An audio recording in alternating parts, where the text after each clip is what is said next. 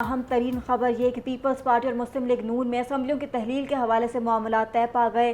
ذرائع کا کہنا ہے کہ قومی اسمبلی معینہ آئینی مدت سے 5 روز قبل تحلیل کرنے پر اتفاق ہوا ہے۔ قومی اسمبلی 8 اگست کو تحلیل کر دی جائے گی۔ صدر مملکت کے پاس اسمبلی کی تحلیل کی سمری پر دستخط کے لیے 48 گھنٹے کا وقت ہوگا۔ صدر نے دستخط نہ کیے تو اسمبلی سمری بھجوانے کے 48 گھنٹے بعد خود بخود تحلیل ہو جائے گی۔ ذرائع کا یہ بتانا ہے کہ پیپلز پارٹی اور قانونی ماہرین نے بھی 8 اگست کو اسمبلی کی تحلیل کی تجویز دی تھی۔ ذرائع کے مطابق پیپلز پارٹی نے 8 اگست کو اسمبلی تحلیل کرنے کی تجویز دی تھی۔ حکومت کو قانونی ماہرین نے بھی 8 اگست کی ہی تجویز دی تھی۔ قومی اسمبلی ٹوٹنے کے لیے 9 اور 10 اگست پر بھی غور کیا جا رہا تھا، لیکن اب 8 اگست کا فیصلہ کیا گیا ہے۔ اسمبلی پر صدر منظوری نہیں دیں گے تو بھی اسمبلی 48 گھنٹے بعد خود بخود تحلیل ہو جائے گی۔ آپ کو بتائیں کہ قومی اسمبلی کی مدت 12 اگست رات 12 بجے تک ہے اور اس سے پہلے 8 اگست کا فیصلہ کیا گیا ہے۔ پیپلز پارٹی اور مسلم لیگ نون کے درمیان جو تمام تر معاملات تھے وہ طے پا گئے ہیں اور اب آئینی مدت سے 5 روز قبل اسمبلی تحلیل کرنے پر اتفاق کیا گیا ہے۔ یہ سمری صدر مملکت کو بھجوائی جائے گی جس پہ ان کے دستخط درکار ہوں گے، اور اگر ان کے دستخط نہیں بھی ہوتے تو 48 گھنٹے بعد اسمبلی خود بخود تحلیل ہو جائے گی۔ 13 جولائی کو قوم سے جب خطاب کیا تھا وزیر اعظم شہباز شریف نے تو انہوں نے اگست 2023 میں معاملات نگران حکومت کے حوالے کرنے کا اعلان کیا تھا۔ تاریخ کے حوالے سے یہ کہا جا رہا تھا کہ تاریخ ابھی تک ڈیسائیڈ نہیں ہوئی ہے، 9، 10، 8 یہ کہا جا رہا تھا کہ کچھ تاریخیں ہیں جن پہ مشاورت کی جا رہی ہے، لیکن اب 8 اگست جو ہے وہ ڈیسائیڈ کی گئی ہے، یعنی اب 90 دن درکار ہوں گے انتخابات کی تیاری کے لیے۔ اس سب پہ بات کرنے کے لیے مبشر لقمان صاحب ہمارے ساتھ موجود ہیں۔ مبشر صاحب کیا کہیں گے آپ؟ 8 اگست پہ اب جو تمام معاملات ہیں وہ طے پا گئے ہیں پیپلز پارٹی اور مسلم لیگ نون کے، تو اب 90 دن جو ہیں وہ مل جائیں گے الیکشن کی تیاری کے لیے؟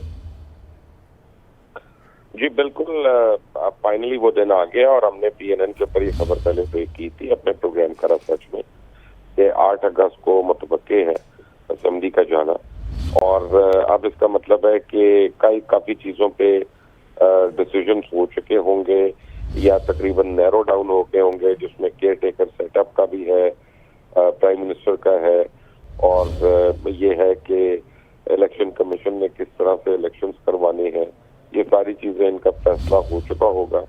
اور سب سے بڑی بات یہ ہے کہ یہ پاکستان پیپلز پارٹی کی ڈیمانڈ تھی کہ 8 اگست کو اسمبلیاں تحلیل ہوں، اور دیگر جماعتیں تو ذرا اس کو آگے لے کے جانا چاہ رہی تھی، لیکن ایونچولی اب ٹھیک ہے، ملک ایک صحیح سمت میں چل رہا ہے، اور سیاسی استحکام جب اس ملک میں ہوگا، الیکشنز ہوں گے، منتخب نمائندے جب آ کر اپنی ملک کی بھاگ دوڑ سنبھالیں گے تو اس کے بعد اس ملک میں انشاءاللہ بہتری کی امید ہے، کیونکہ ہم تو بڑا پولیٹیکلی انسٹیبل ملک رہے ہیں پچھلے 1.5 سال کے اندر، 2 سال کے اندر، اور جس ملک میں سیاسی استحکام نہیں ہوتا وہاں پہ معاشی استحکام بھی نہیں ہو سکتا، تو یہ بڑی اچھی خبر ہے پاکستان کے لیے۔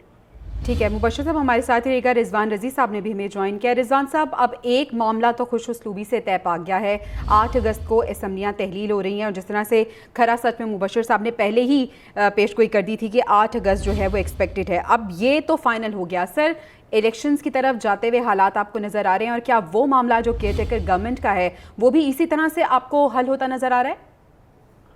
دیکھیے، یہ پروسیس کا حصہ ہے اور یہ چیزیں ہونا ہیں۔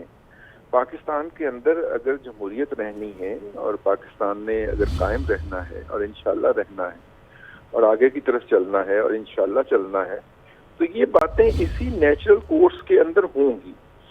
ایک پارٹی نے اس کے بارے میں تشویش یا تشبیہات یا ڈاؤٹس کریٹ کر رکھے تھے، کیونکہ ان کا پروپیگنڈا ونگ بہت سٹرونگ ہے، تو وہ زیر بحث آ رہی تھی چیزیں۔ اب جیسے جیسے یہ چیزیں اپنے منطقی انجام کی طرف بڑھتی جائیں گی تو آپ کو نظر آئے گا کہ کیئر ٹیکر گورنمنٹ کے اوپر بھی اتفاق رائے ہوگا، اور الیکشن کمیشن الیکشن کی ڈیٹ بھی دے گا، اور یہ معاملہ سموتھلی آگے جائے گا۔ رضوان صاحب، اگر ہم بات کریں پاکستان پیپلز پارٹی کی اور جو قانونی ماہرین تھے ان دونوں کی جانب سے یہ رائے دی گئی تھی کہ 8 اگست ڈیسائیڈ کی جائے، کیونکہ 9، 10 پہ بھی بات ہو رہی تھی اور یہ بھی کہا جا رہا تھا کہ ہو سکتا ہے کہ اسمبلی اپنی مدت پوری کرے، تو 8 اگست پہ ہی کیوں اتنا فوکس تھا، اور اب یہ رائے مان بھی لی گئی ہے، معاملات طے پا گئے ہیں؟ 12 اور 13 کی درمیانی شب کو رات 12 بجے اسمبلی کی مدت ختم ہونی ہے۔ جی، اب اگر 9 تاریخ کو وہ بھیجی جاتی ہے اور 48 گھنٹے پہلے جو ہے وہ اگر صدر اجازت نہیں دیتے یا صدر اس کی اسمبلی کو سائن نہیں کرتے، کیونکہ الوی صاحب صدر ہیں اور وہ کچھ بھی کر سکتے ہیں، تو اس کے بعد پھر 24 گھنٹے سے کم کا عرصہ بچتا تھا اور اس کو کنٹروورشل بنایا جا سکتا تھا، عدالت میں لے جایا جا سکتا تھا کہ دیکھیے جناب آج کے دن اسمبلی کی مدت ختم ہو رہی ہے اور آج ہی اسمبلی آٹومیٹیکلی ڈیزالو ہو رہی ہے، تو یہ الیکشن 90 دن میں ہوں گے یا 60 دن میں، کیونکہ اس معاملے کو کنٹروورشل بنانا تھا نا، تو اس سے بچنے کے لیے تاریخ کو 8 پہ کیا گیا ہے۔ بشیر صاحب آگاہ جرنلسٹ ٹھیک ہے، تو چیزوں کو سمپلیفائی کرنے کے لیے 8 اگست ڈیسائیڈ کیا گیا تھا اور 8 اگست پہ ہی اب تمام تر مشاورت ہو گئی ہے اور جو قومی اسمبلی ہے وہ معینہ آئینی مدت سے 5 روز قبل تحلیل کرنے پر اتفاق ہو گیا ہے۔ رضوان رضی صاحب، مبشر لقمان صاحب، بہت شکریہ آپ دونوں کا۔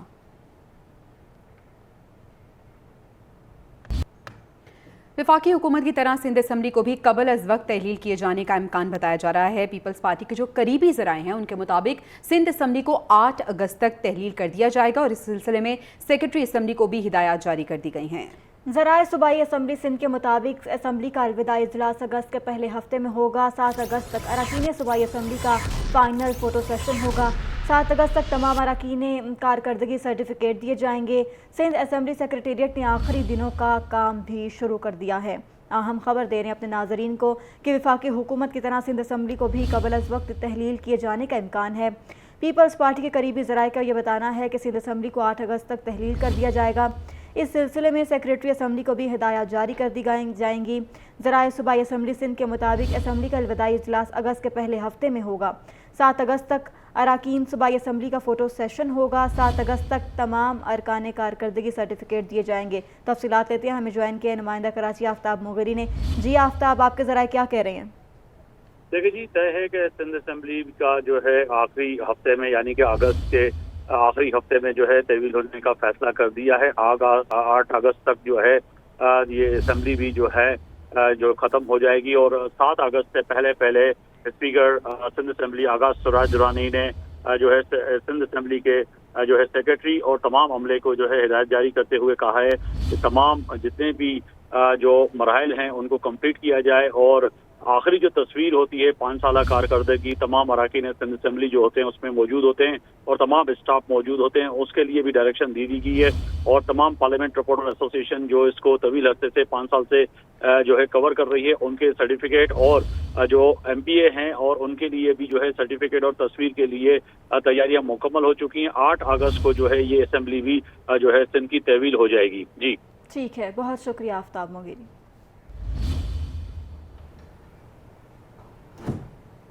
اہم خبر آپ کو دیتے ہیں، قبل از وقت اسمبلی تحلیل کی خبریں جس پہ وفاقی وزیر اطلاعات مریم اورنگزیب نے تردید کر دی ہے۔ وفاقی وزیر کا یہ کہنا ہے کہ قومی اسمبلی قبل از وقت تحلیل کرنے کا تاحال کوئی فیصلہ نہیں ہوا۔ قبل از وقت اسمبلی کی تحلیل سے انتخابات 3 ماہ بعد ہونے ہیں۔ ٹی وی چینلز پر چلنے والی خبروں میں کوئی صداقت نہیں۔ اس سے پہلے پی این این سے جب گفتگو کی ہے پیپلز پارٹی کے رہنما فیصل کریم کنڈی نے، تو انہوں نے بھی اس خبر کی تردید کی ہے۔ وہ یہ کہہ رہے تھے کہ پیپلز پارٹی کی ایسی کوئی بات نہیں ہوئی کیونکہ ہمیں فرق نہیں پڑتا کہ 90 دن ہوں یا 60 دن ہوں مشاورت کے لیے اور انتخابات کی تیاری کے لیے۔ اور اب جو مریم اورنگزیب صاحبہ ہیں انہوں نے بھی اس خبر کی تردید کر دی ہے۔ وہ یہ کہہ رہی ہیں کہ قبل از وقت اسمبلی کی تحلیل سے انتخابات 3 ماہ بعد ہونے ہیں اور ٹی وی چینلز پر چلنے والی خبروں میں کوئی صداقت نہیں ہے۔ دوسری جانب وزیر اعظم شہباز شریف نے کہا کہ چین کے ایگزم بینک نے مزید $600 ملین کا قرضہ رول اوور کر دیا جس سے ملکی زر مبادلہ کے ذخائر میں اضافہ ہوا۔ اسلام آباد میں وزیر اعظم یوتھ سپورٹس انیشیٹو کے اجرا کی تقریب سے خطاب میں وزیر اعظم شہباز شریف نے کہا کہ آج اس تقریب میں حاضر ہو کر بے حد خوشی ہو رہی ہے۔ پورے پاکستان کی جانب سے نوجوانوں کو سلام پیش کرتا ہوں۔ محدود وسائل کے باوجود نوجوانوں نے پاکستان کا نام روشن کیا۔ انہوں نے مزید کیا کہا، سن لیتے ہیں۔ $600 ملین پاکستان کا جو ریزرو ہے اس میں $600 ملین کا اور کل اضافہ ہوا ہے۔ ایک میں کہے بغیر نہیں رہ سکتا، مجھے منع کیا گیا تھا کہ میں نام نہ لوں، لیکن کیا کروں کہ جو دوست، جو مربی، جو مہربانی کرتا ہے اس کو یاد رکھنا چاہیے۔ کل پھر چین نے उनके एग्जिम बैंक ने पाकिस्तान को $600 मिलियन और उसका हमें रोल ओवर कर दिया। ये कोई मामूली बात नहीं। मैं अगर सफारती आदाब का ख्याल रखूं तो मैं शायद नाम ना लेता, लेकिन दिल ये कहता है कि जिसने एहसान किया हो उसको याद रखो। तो मैं समझता हूं कि ये हमारा federal reserve, foreign exchange reserve बढ़ रहा है, लेकिन दुआ कीजिए कि कर्ज़ों से नहीं, कौम की अपनी मेहनत और कमाई से और पसीने से और खून से और कुर्बानी से बढ़े। अभी आपको बताएं कि पीटीआई पार्लियामेंटेरियंस बनते ही कंट्रोवर्शियल हो गई है, क्योंकि पीटीआई के कई रहनुमाओं ने परवेज़ खट्टक की जमात में शमूलियत की तरदीद कर दी है। पीटीआई रहनुमा मुराद सईद ने भी परवेज़ खट्टक की जमात में शामिल होने की तरदीद की है। वहीं साबिक सूबाई मुशीर ताज मोहम्मद खान की भी पीटीआई पार्लियामेंटेरियंस में शमूलियत की तरदीद। उन्होंने कहा है कि पार्लियामेंटेरियंस के परदेस कॉन्फ्रेंस में ना तो शरीक रहा और ना ही मेरा कोई इससे ताल्लुक है। तहरीक इंसाफ के साबिक अक़लियती एमपीए वज़ीर ज़ादा का भी यही कहना है। कहते हैं कि नई जमात में शामिल नहीं हो रहा। इसी तरह आज़म खान साबिक रुकन है खैबर पख्तूनख्वा असम्बली, उन्होंने भी तरदीद की है और तरदीदी बयान उनका सामने आया है। वो बोले कि सोशल मीडिया पर मेरा नाम परवेज़ खट्टक के इजलास में लिया जा रहा है, लेकिन मैं इजलास में शरीक नहीं हुआ। तो दूसरी जानिब साबिक एमपी इफ्तिखार अली मशवानी ने कहा है कि ना तो मैं वहां पे मौजूद था और ना ही मेरा कोई इससे ताल्लुक है इस ग्रुप के। और इसके अलावा साबिक एमपीए पीर मुसव्विर की पार्टी छोड़ने बारे खबरों की तरदीद। कहा परवेज़ खट्टक के ग्रुप का हिस्सा नहीं हूं, परवेज़ खट्टक ग्रुप में मेरा नाम शामिल ना किया जाए। गज़न जमाल फरीद सलाहुद्दीन और अजीज़ुल्लाह गरान भी पीटीआई पार्लियामेंटेरियंस में शामिल नहीं हुए। दूसरी जानिब तहरीक इंसाफ पार्लियामेंटेरियंस के सरबराह परवेज़ खट्टक के साहबजादे इसहाक खट्टक ने सोशल मीडिया पर वायरल लिस्ट को जाली करार दे दिया। अपने ट्वीट में इसहाक खट्टक ने लिखा कि गुज़श्ता रोज़ पीटीआई पार्लियामेंटेरियंस का पहला मुशावरती इजलास था, जिसमें सियासी सूरत हाल पर तबादला ख्याल किया गया। सोशल मीडिया पर वायरल लिस्ट में कोई सदाकत नहीं है। परवेज़ खट्टक अगले इजलास में तमाम पार्टी अरकान की लिस्ट जारी करेंगे।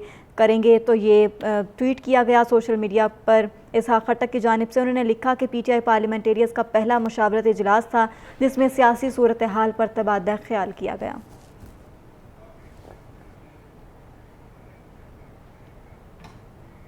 कारोबारी दुनिया से आपको खबर देते हैं। करेंसी मार्केट में डॉलर की कदर में इजाफे का सिलसिला जारी है। इंटरबैंक में डॉलर ₹2.24 महंगा होकर ₹281.50 का हो गया है, जबकि ओपन मार्केट की बात करें तो डॉलर की कदर ₹1 इजाफे से ₹287 हो चुकी है।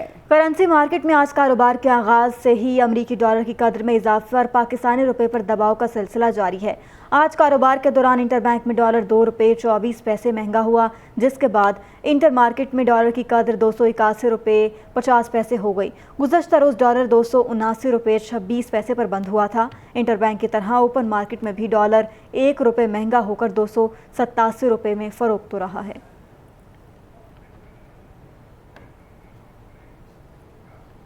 अहम केस की समाअत का हवाला आपको बताएं तो फौजी अदालतों में आर्मी एक्ट के तहत आम शहरियों के ट्रायल के खिलाफ सुप्रीम कोर्ट में दायर दरखास्तों पर समाअत के दौरान अदालत ने वफाकी हुकूमत की फुल कोर्ट बनाने की इस्तदा मुस्तरद कर दी। जी हाँ, इस्तदा को मुस्तरद कर दिया गया है। जब समाअत का आगाज़ हुआ तो दरख्वास्त गुजार सदर supreme court bar Abid Zubairi का ये कहना था कि आर्मी एक्ट के तहत सिविलियन का ट्रायल नहीं हो सकता। जस्टिस याहिया आफरीदी ने कहा, क्या सिविलियंस के फौजी ट्रायल के लिए आइनी तरमीम होना ज़रूरी है या मुल्ज़िमान का दिफा या अफवाज के खिलाफ ताल्लुक जोड़ना। जस्टिस आयशा मलिक ने अटॉर्नी जनरल से मुखातिब होकर कहा कि गुज़िश्ता समाअत पर उन्होंने एक मेंबर पर एतराज़ किया, अब फुल कोर्ट बनाने की इस्तदा कैसे कर रहे हैं। अटॉर्नी जनरल ने कहा कि दस्तयाब मेंबरान पर मुश्तमिल बेंच बनाने की इस्तदा की है। अदालत ने अटॉर्नी जनरल की फुल कोर्ट तश्कील के देने की इस्तदा को मुस्तरद कर दिया है। अदालत ने फौजी अदालतों के खिलाफ दरख्वास्तों पर मज़ीद समाअत बुध तक मुलतवी कर दी।